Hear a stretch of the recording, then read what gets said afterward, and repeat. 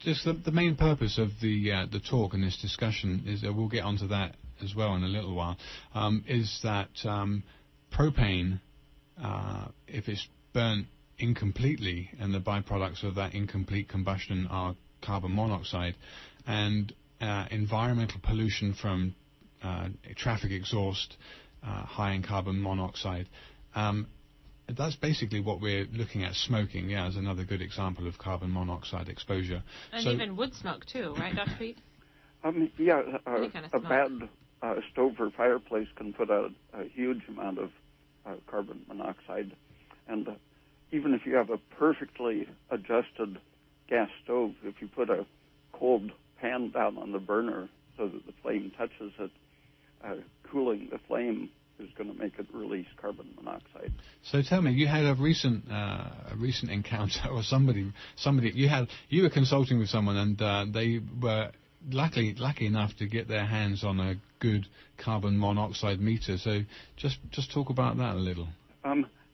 They were all having symptoms, and they noticed that they were worse in the winter when the house was tightly closed up, and they happened to have access to a very sensitive meter that would measure down to a few parts per million, and found that just 15 minutes of having the stove on, the burners were producing 15 parts per million, and the oven 29 parts per million.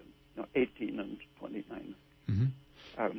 And it's a matter of how long you keep breathing it, because if it fluctuates, then you have a chance to breathe it out as well as breathe it in. Mm-hmm.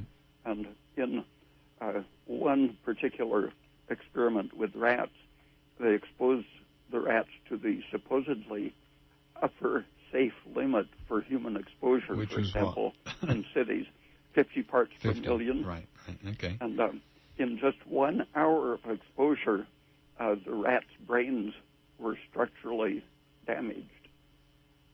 So were they getting infarcts or some other kind of damage? Or? No, much less. Much less than that, small cellular changes. Right, so it was the beginning of something bad, something worse. And that's what you mentioned is the level in a lot of cities, right? 50 parts per million. Yeah, it comes and goes, but they saw permanent changes in prolonged exposure to even lower amounts in the animals, 30 parts per million, for example. So the average housewife who spends all her time cooking over the stove, no, sorry, that's not the average housewife. It could be exposed to a lot more than healthy levels, because gas stoves could be emitting a large quantity of carbon monoxide. Yeah, and the symptoms are very rarely associated with carbon monoxide poisoning, because that's thought of as...